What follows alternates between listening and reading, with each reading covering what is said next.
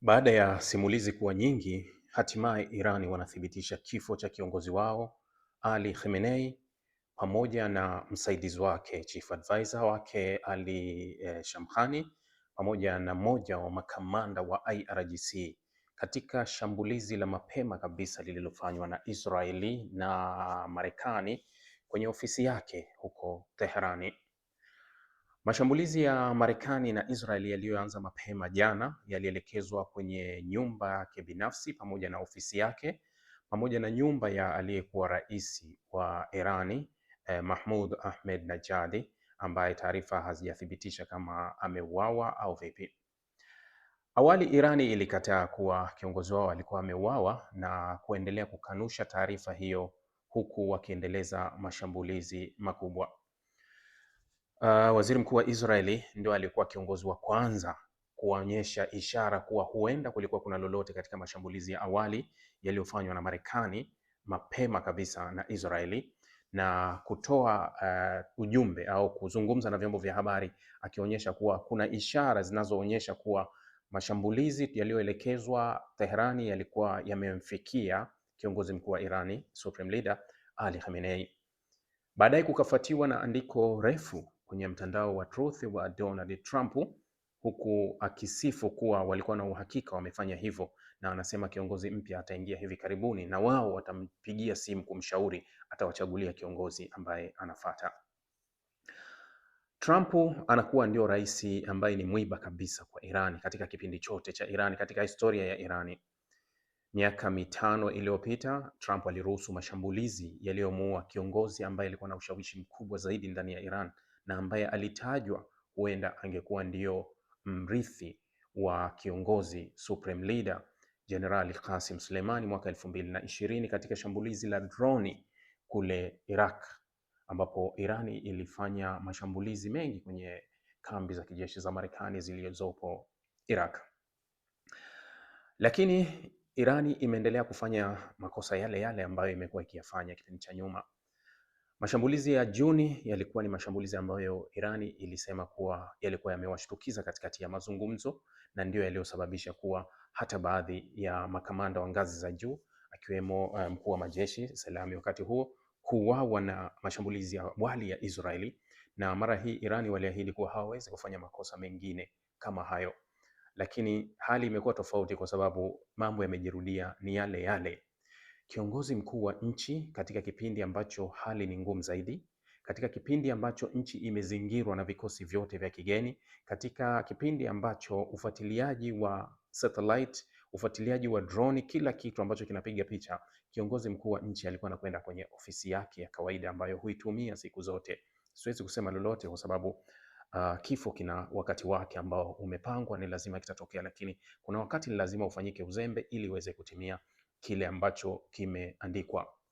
Israeli ilimuua kiongozi wa Hamas Ismail Haniyeh ndani ya Iran katika staili ile ile ambayo wameifanya, lakini waliwaua makamanda wengi wa Irani katika 12 days war katika staili ile ile ambayo imefanyika. Mara hii Israel na Marekani wanamuua kiongozi wa nchi ya Irani Khamenei katika style ile ile inayofanyika, katika kile ambacho Iran inaonyesha kujiamini kupita kiasi kuwa kiongozi anaweza akatembea popote pale. Iran imetangaza siku 40 za maombolezo ya kiongozi wao, na huku ikitoa mapumziko ya siku 7 kwa raia wao wote kubaki majumbani na kuomboleza kifo cha viongozi hawa ambao wameuawa kwa pamoja kati ya Supreme Leader Ali Khamenei pamoja na Chief Advisor pamoja na moja wa makamanda wa ngazi za juu wa IRGC. Kuna wakati vifo hutokea na kubadili kitu ambacho kinaweza ikaja tofauti na kile, lakini sio mara zote bahati inaweza ikawa upande wako. Kuna wakati bahati inaweza ikaja ikakaa pembeni. Historia inaonyesha kuwa kumekuwa na mabadiliko ya viongozi ambao huja viongozi tofauti. Khomeini alifariki mwaka 89 na huyu rais aliyekuwa rais wa wakati wa Ali Khamenei akawa Supreme Leader. Ali Khamenei alikuwa rais kwanza, baadaye akaja kuwa kiongozi mkuu mwaka 89. Anatajwa kuwa ndio kiongozi aliyekaa muda mrefu zaidi na ndio kiongozi mkubwa aliyefanya mabadiliko makubwa zaidi ya Iran ya sasa, kwa sababu amedumu kwa miaka mingi. Lakini taarifa za awali kabisa za Irani kabla ya mzozo huu zilitangaza kuwa tayari alikuwa amekwisha kuteua warithi wake ambao hawakutajwa moja kwa moja. Jibu pekee mnalokupa kuwa mashambulizi yote na vita vyote vilivyoongozwa na Irani kwa siku ya jana vilikuwa bila uongozi wa Ali Khamenei. Hapa ndio inakufikirisha zaidi kuwa yale yote uliyoyashuhudia jana yalikuwa yakifanyika bila uwepo wa Ali Khamenei, manake kuwa walikuwa wakifanya watu wengine kabisa tofauti. Na hapa inatakiwa tunawaza sana. Irani ilikanusha hizi taarifa, na hata baada ya taarifa kuripotiwa na Reuters na mashirika mengine na hata zilivyoripotiwa na Irani bado iliendelea kukanusha. Irani imekubali taarifa ya kifo cha Ali Khamenei alfajiri baada ya muda kukanusha. Sasa unajiuliza kuwa haya yote yanatokea wakati gani? Hivi vyote vinatokea wakati gani? Usiku wakati wa mashambulizi yakifanyika, nadhani ilikuwa ni kati ya muda wa saa 7 au saa 8 usiku, nilikuwa na mzee wangu tumekaa, tunazungumza, na taarifa zilikuwa zimeibuka nyingi sana kuhusu kifo cha Khamenei na huko Irani wakikanusha. Nadhani asubuhi amenikumbusha nilichomwambia. Nilimwambia usiku, nikamwambia hizi taarifa zinavyotoka za kifo cha Khamenei na haya mashambulizi ya Irani yanayofanyika muda huu, kuna dalili kubwa ni kweli kuwa Khamenei ameuawa. Akaniambia kwa lipi? Nikamwambia kwa sababu sijawahi kushuhudia Irani wakifanya mashambulizi ya namna hii. Kwa wale wafuatiliaji wa mashambulizi au kwa wale wafuatiliaji wa vita, mtakubaliana na mimi kuwa kuanzia saa 2 usiku jana Marekani na Israeli hawajafanya shambulizi lolote, lakini Irani alifanya mashambulizi kuanzia saa 2 usiku mpaka saa 8 usiku, akifanya mashambulizi kwenye miji mbalimbali. Amerudia kuipiga Doha mara nyingi sana, amepiga Dubai tena, amepiga usiku kule Manama, amepiga Tel Aviv. Kwa muda mrefu amekuwa akishambulia. Mashambulizi yalikuwa ni mengi ya wakati mmoja, kwa kiwango kimoja, kwa nguvu sana alikuwa ameshambulia. Kwa hiyo nilimwambia kabisa mzee wangu, nikamwambia hii ni ishara kuwa Khamenei inawezekana kweli ameuawa. Asubuhi ananijibu ananiambia ni kweli wasiwasi wako, ni kweli, kwa sababu Irani walifanya mashambulizi makubwa sana ya jana. Sasa Khamenei ni swala jingine, Irani ni swala jingine.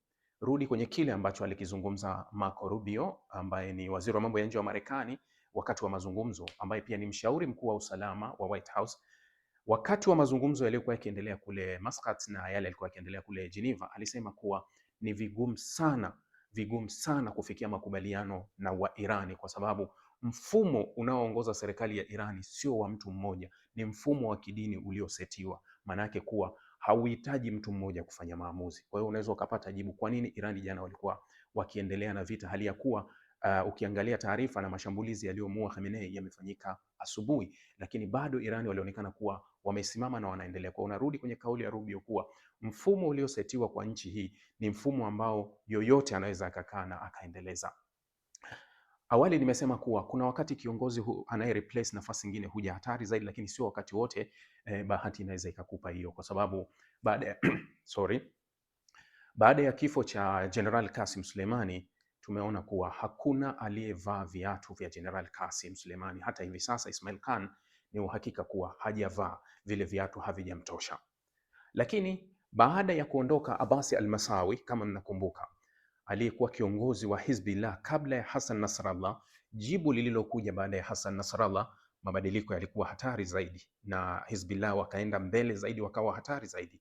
Lakini bahati haiwezi ikakupa mara zote hivyo. Kifo cha Hassan Nasrallah kikamleta mrithi wake ambaye alidumu kwa wiki moja tu, ndugu yake na Hassan Nasrallah, ambaye naye akauawa na Israel, Hashim Safieddin. Lakini baada ya Hashim Safieddin aliyerithi nafasi yake Naim Qasim, viatu havijamtosha. Kwa vyovyote vile viatu havijamtosha. Lakini ukiangalia mfano kama kule Palestina, wakati wa kiongozi alikuwa Khalid Mashal, alikuwa ni kiongozi wa kawaida, lakini aliyekuja kumrithi Yahya Sinwar alikuwa ni hatari zaidi. Lakini baada ya Yahya Sinwar, Khalil al-Haya bado hajavaa viatu vya Yahya Sinwar, hajavivaa viatu. Kwa hiyo kuna wakati warithi huja kuwa zaidi, lakini kuna wakati hawawezi kukupa kile ambacho unachokusudia. Kwa hiyo bado unaweza kukusudia kuwa hili au hiki kifo cha kiongozi mkuu wa Irani ni ushindi mkubwa kwa Donald Trump, kwa sababu Donald Trump amekuwa ni mwiba mbaya kwa Irani katika kipindi hiki, kwa sababu kama nilivyoanza kukwambia, alimuua General Qasem Soleimani, lakini amefadhili mambo mengi. Lakini si tu ushindi kwa Donald Trump, ni ushindi mkubwa kwa waziri mkuu wa Israel Benjamin Netanyahu. Hii pia inaweza ikatumika kama kuamua vita, kuwa tunaweza tukatafuta ushindi wa pembeni. Rudini kwenye maneno yangu ya nyuma ambayo nimewahi kuambia kuwa vita yoyote ina malengo. Malengo ya vita ni yapi? Malengo ya vita ya mara hii ya Israel na Marekani yalimekuwa ni malengo ya Rising Lion au ni malengo ya regime change. Vile vile inachukua malengo yale yalikuwa June 12 Days War ambayo ilikuwa ni Rising Lion, kumhuisha simba na kufanya mabadiliko ya uongozi ambayo yalishindikana na hayakutimia malengo.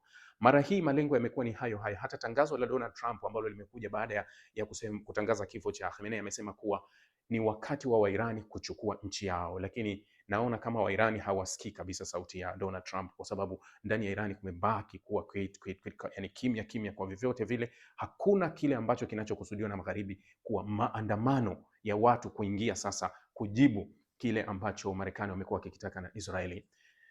Mabadiliko ambayo Marekani anataka na Israeli bado yako mbali. Mabadiliko bado yamekuwa mbali ya mabadiliko ya uongozi kwa jumla. Labda tu kama Marekani na Israel waamue kutumia shortcut ya kuona kuwa tunaweza tukabadili malengo na tukasema kuwa sasa tumejipatia ushindi baada ya kifo cha Ali Khamenei. Lakini mabadiliko ya uongozi ambayo niliyazungumza kuanzia mwanzo kuwa ni bado yako mbali na ni magumu sana kufikiwa, kwa sababu aina ya mzozo ulivyo na jiografia ya mzozo ulivyo, na lazima uweke buti chini ili uweze kuingia na kwenda kubadili utawala au kubadili uongozi.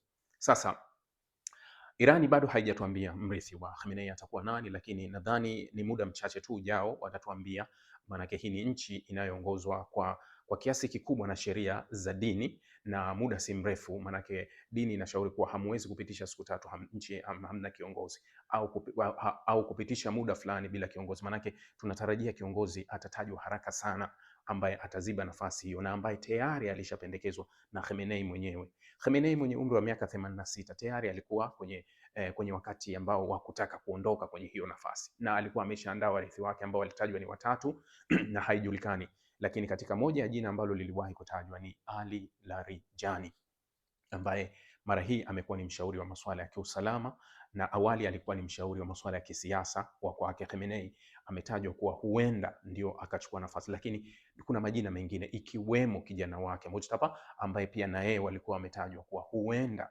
wakawa hiyo.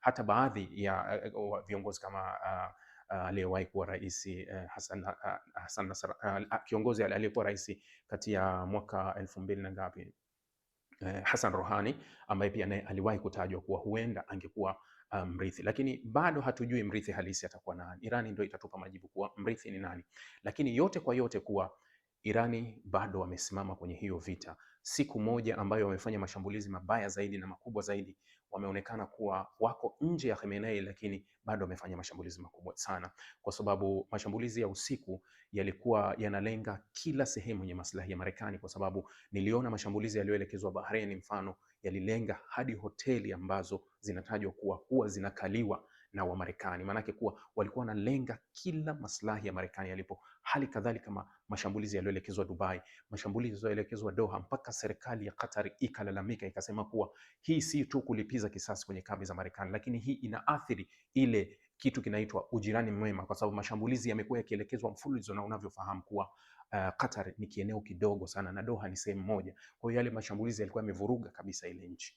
Jamani, lolote litatokea, vita bado inaendelea. Asanteni sana.